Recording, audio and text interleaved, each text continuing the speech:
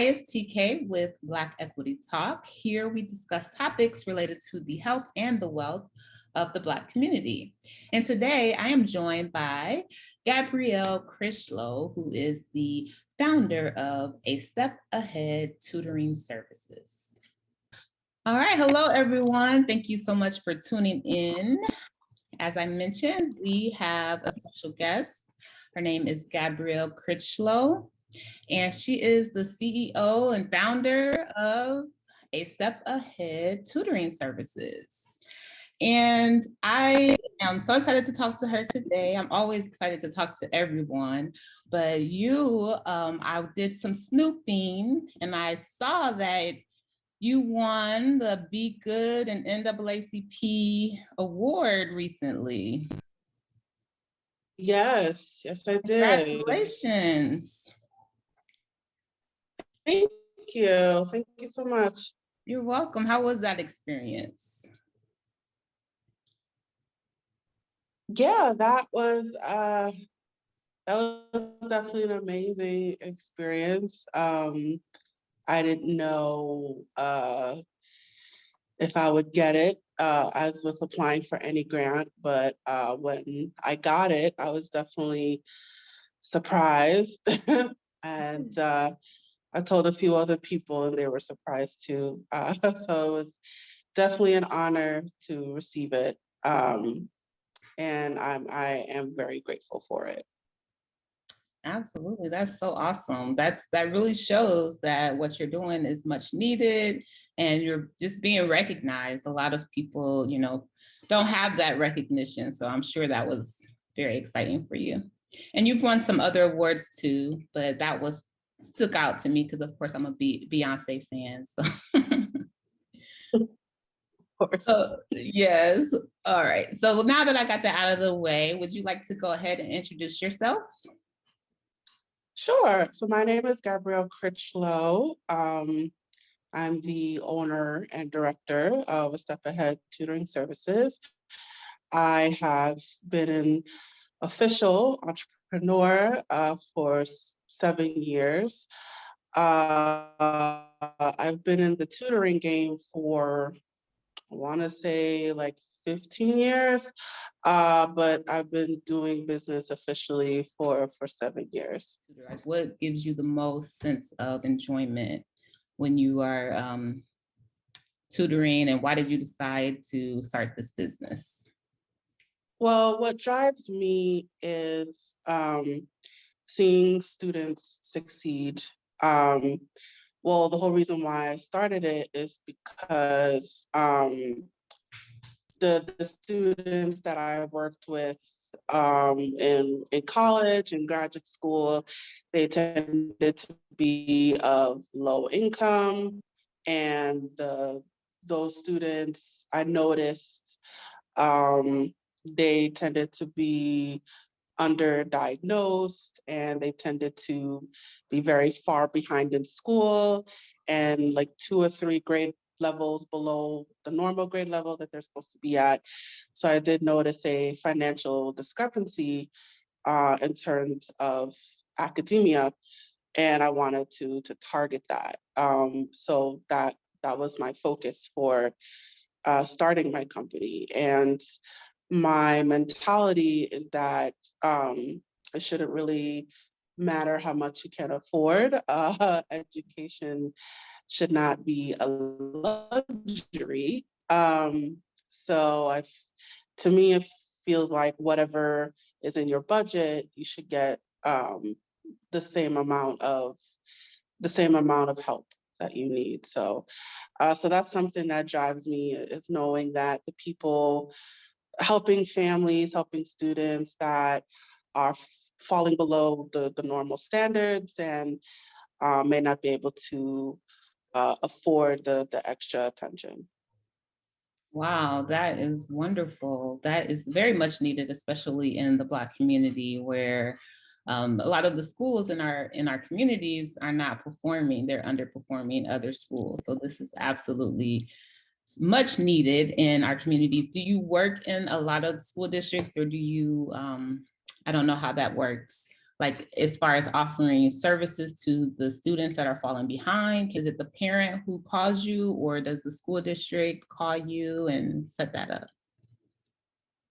Right. So right now it is private pay. So it's set up directly with the parent. Um, However, I do have a couple of contracts with um, with some nonprofit organizations that are covering a good bit of students, but I would say like 90% of the services is directly with the parent. Okay, great, great. And that's definitely, of course, I come from like a background of an education. I worked in Head Start, and we always used to say the parent is the first teacher. So it's definitely great to hear that you are that the parents are taking that initiation and acquiring services from you. So Yeah. yeah, I am inspired by a couple of people, and I've been very vocal about falling behind in elementary school and not having teachers there to kind of care enough to do anything. And one being Les Brown, who is very successful now, very highly paid, and has come a long way from when he was a child. But he often talk about him not being able to read. So um, how do you see like literacy? Do you have a lot of children coming to you that are just, starting with you, they are behind, but by the time they leave, are they caught up?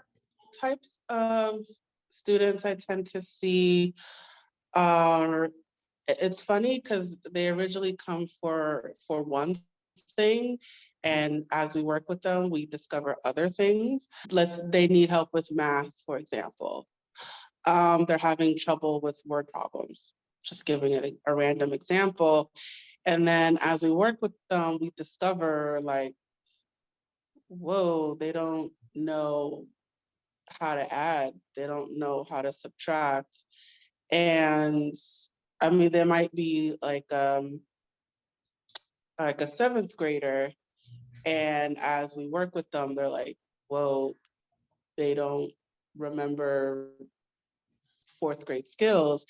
And the thing with math, with reading, it all builds on each other. So it's one level on top of another. And if you don't have the foundation, it makes the complex more difficult. Um, so then, we have to go back and reintroduce those foundational levels. I mean, we noticed that with literacy as well. I mean, we tend to see it more with math, but with English, with literacy, it'll be like a general issue, like, oh, my child is getting a 70 and they're not focusing, and they're falling behind with their homework and they need help. Like, okay. So as we work with them, we we discover like the core issue, which is like, oh, they don't know how to read. And I tend to notice this with families of different cultures, and or like the primary caregiver doesn't speak English, for example, but the child does.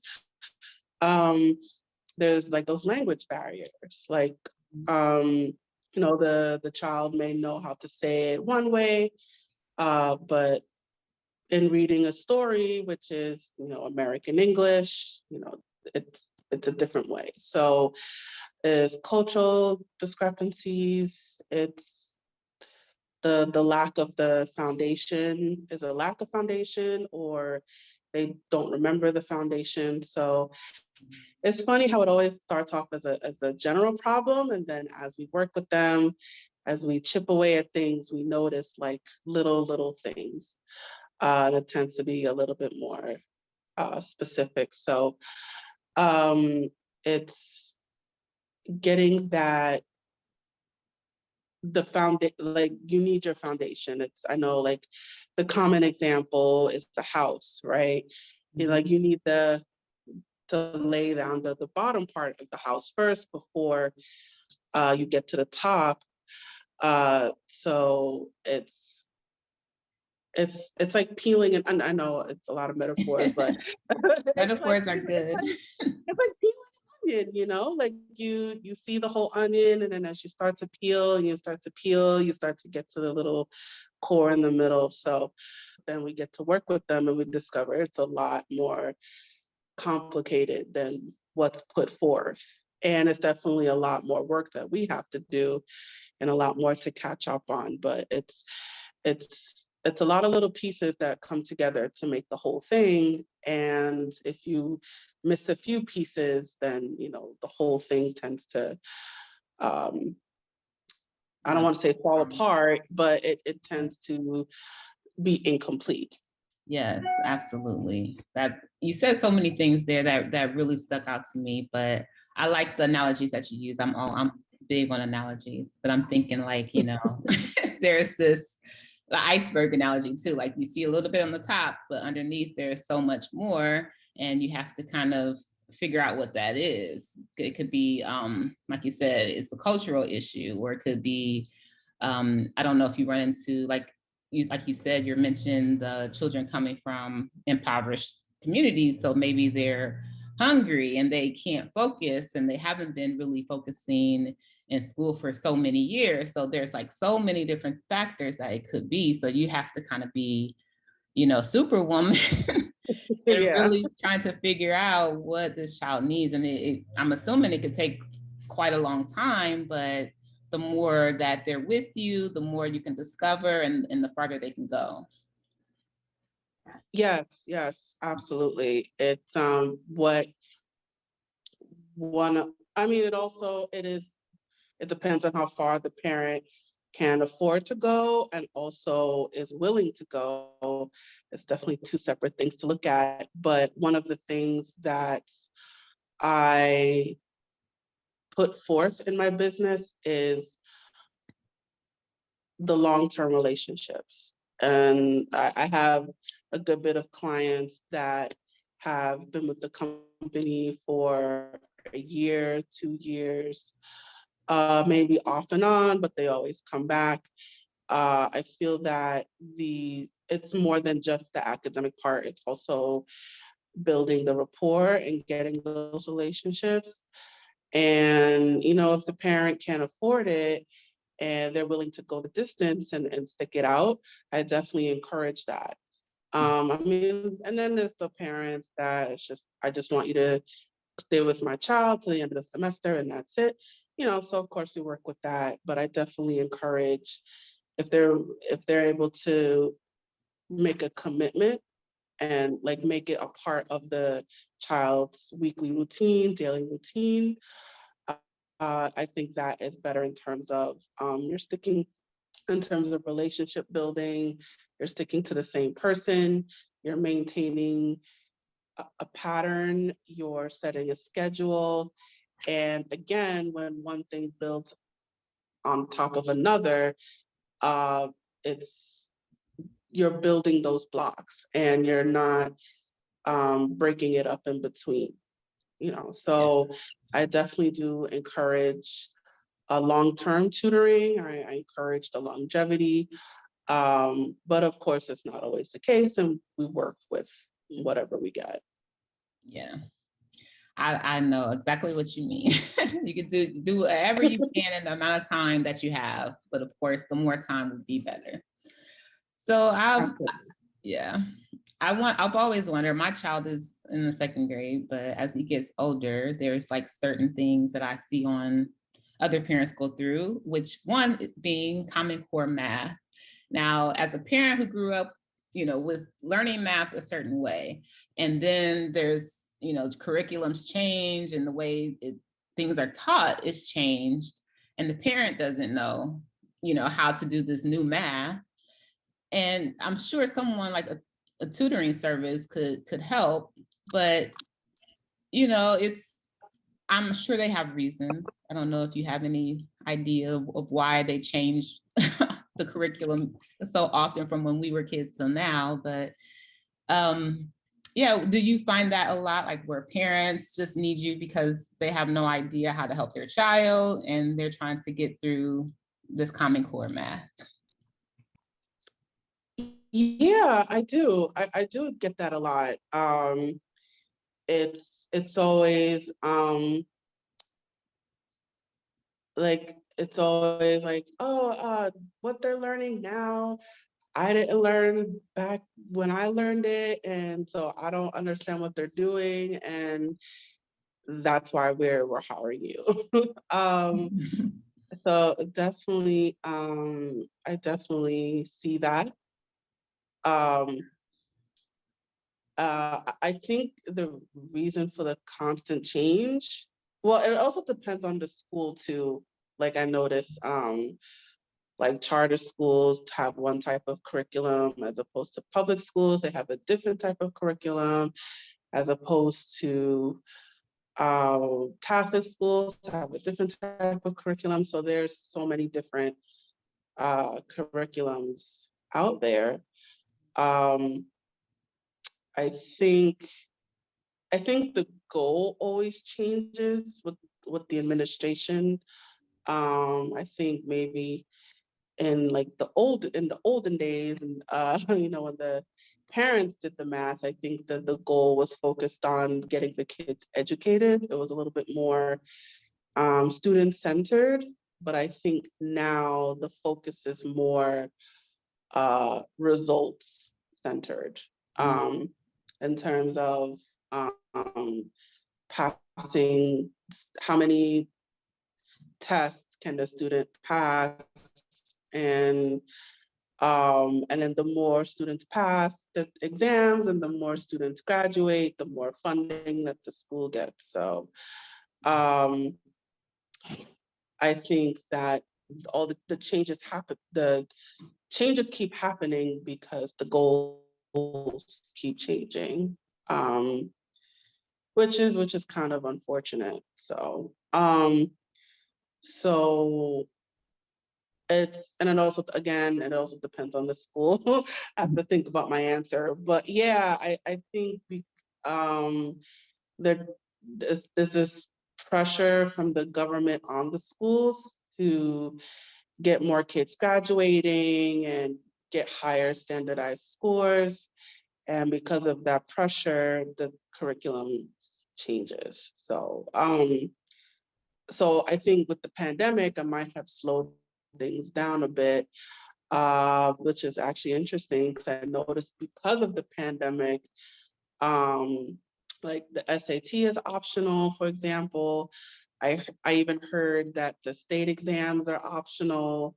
Oh, Um, so I didn't hear any, I'm not sure what's going on with the regions. There's a lot of exams that are optional and you can opt out.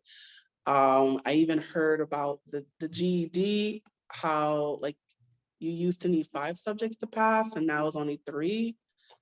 wow. So the standards are getting lower because of the pandemic.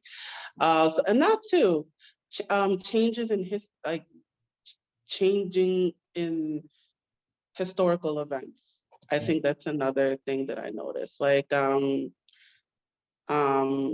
like the pandemic was a big impact on the curriculum. And so I think because the goals keep changing and because of historical events that happen, I think is why the curriculum keeps changing. Yeah, that does make sense. Yeah. No, it makes sense, when you think about it on that macro level. Like I'm thinking now they have a lot of jobs where they can't fill, which are mostly STEM related, science and math type of jobs that they don't have people to fill those positions. So I thought it had something more, maybe it could do something with that as well. Because I figured, because when I do math in my head, I'm doing it like the Common Core, but I didn't know, that's what it was called. So now it's like it's easier to kind of do some of the math, but then when you have to be taught it and write it down, it doesn't make sense. So I don't know. Maybe there is a reason on a bigger level with getting children in this age group ready for those more technical jobs in the future. Yeah, and then because there's a lot more dependency on computers, and there's more of a push to, like, they're trying to introduce coding into schools, I heard. Um, you know, they're changing the curriculum again. So something that's more technology focused. Um, and even the specialized exams, the SHSAT, um, they changed the questions. I mean, I think this was like a couple years ago, but the SAT and the SHSAT, they I guess the powers that be, they wanted to make the questions more relatable and Okay. translatable in terms of skills. Um, so they changed the types of questions that they asked on those exams. Like, they gave you 5 random sentences and you had to organize it into a paragraph, but then they eliminated that question, and then they added a grammar section. Okay. So that grammar section wasn't there before. Okay. So it's more of like, what's the right word to use in this sentence, and what's the right punctuation to use. Um, so I think there's a lot more like reading comprehension in it as well. So I guess the complaint was that, how are you going to use these questions in real life? And so they switched up the questions to make it more real life. Okay. So yeah. I mean, it's in a way, it's like good that they are like paying attention to those things like that. That's what a lot of the complaints have been like. I'm never going to use this, but actually being able to go to school and learn things that will prepare you for a job is the goal for most people or prepare you for the next stage of your life. So, yeah. So your company not only offers tutoring, but you also offer services for other like editing and resume writing, correct? Yes. So for the professional building as well, editing and proofreading. I mean, that could also be academic, but like, well, I mean, it's mainly essays that the proofreading is for. And then we also do resume review as well. So if people want a resume like looked at or tweaked, or maybe something written from scratch, we do that as well. Oh, wow, cool. So do you find like resumes, do they need to be updated even if somebody is not actively looking, but like every so often, like every year, every 3 years? Like, is there a time frame when it's a good idea to update your resume? I think it depends on it depends on your goals, right? So I mean, I know it depends on who you ask. I know some people would say, update it every year, every 2 years. Me personally, I think it should be updated as needed. Because if you plan on staying in a job for a long time, to me, I'm like, do you really need to update your resume?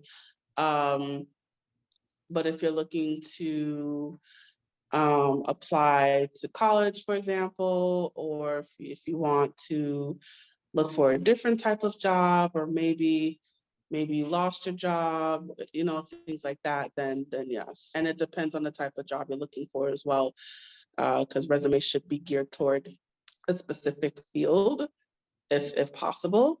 At least that's my recommendation, as opposed to a general resume. Um, so my personal opinion, it should be as you need to. Yeah, that makes sense. Everything is personal. We don't have to have like a one size fits all with everything. I think Yeah, we get in the habit of doing that. Like every 1 year I'm going to do this, but it's different for everybody. So it is. yeah, there is a question that I asked of everybody on the show, and that is, what is your favorite wealth building activity? My favorite wealth building activity, and pertaining to my company or just in general? Just in general, we just like to talk about generational wealth, passing things down to the next generation. So we would like to give people ideas of things they can do in their lives, to things they may not even have heard of, and you might say something that sparks an interest in someone, and they'll go do some research. I mean, I don't know if it counts, but I would say starting a savings account. I don't know if that Yeah. helps. I, well, I don't know if that answers the question, but I think um, it's I think it's a good wealth building activity because you're taking a little bit of money and you're putting it away, Mhm. and you're doing that frequently. And when you don't really think about it, it becomes automatic. And then when you look back, let's say a few months later, and you realize like, whoa, I actually saved, over $1,000. I saved, $2,000. And of course, if you have the account that generates interest, you see how far you got. And it definitely is helpful when, God forbid, something happens and you need that backup money, you have what you saved. Um, so it's something that I try to keep up with. But that's a favorite activity is, definitely building a savings account and having that backup fund, rainy day fund. So if you never know when you need it. That is so true. That is so true. And it does save money. Like you said, if something happens, you have that ability to pay for it, and you don't have to put it on the credit card. And then, then you end up owing interest to someone else. But if you have that money yourself, then you're saving that. So that's excellent. Excellent, excellent. Yeah. Yeah. Right. And then even with, Uh-huh. I mean, and even so, like you may not even need a credit card if you have that backup savings account and you let that money grow and then you take the money out of your savings as you need it and then put it back in, that's a way you don't have to take out a personal loan or take out a credit card because you have your own backup money to work from. Yes, yes. And that would have saved me so many times when I was younger. I don't know. But you're right. Like, having that savings now is definitely something that is automatic, and it saves so much. What area are you located in first? In New York, New New York York, New City. York, New York. But you don't have to be, a person doesn't have to be in New York to use your services, or how does that work? Yeah, you can be anywhere. Our services are virtual. So we also have in-person services, but that's on hold temporarily. But the virtual services can be anywhere in the country. Like, The age who do of you serve in your agency? we go from pretty much all ages. We go from kindergarten to 12th grade. We even do college students, adult learners.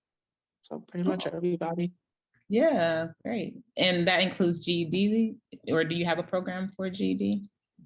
Yeah, we have test one of our test prep services includes a GED.